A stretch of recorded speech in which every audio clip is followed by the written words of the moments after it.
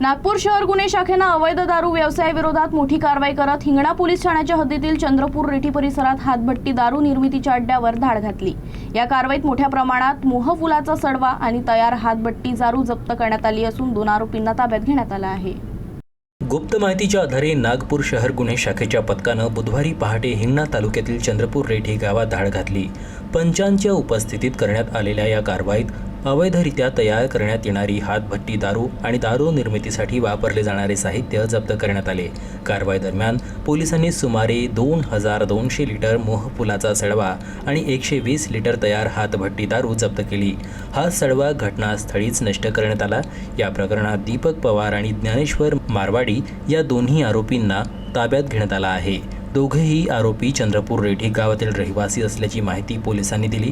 आरोपीविरुद्ध महाराष्ट्र दारूबंदी कायद्यान्वये गुन्हा दाखल करण्यात आला असून पुढील तपासासाठी आरोपी आणि जप्त मुद्देमाल हिंगणा पोलिसांच्या ताब्यात देण्यात आला आहे।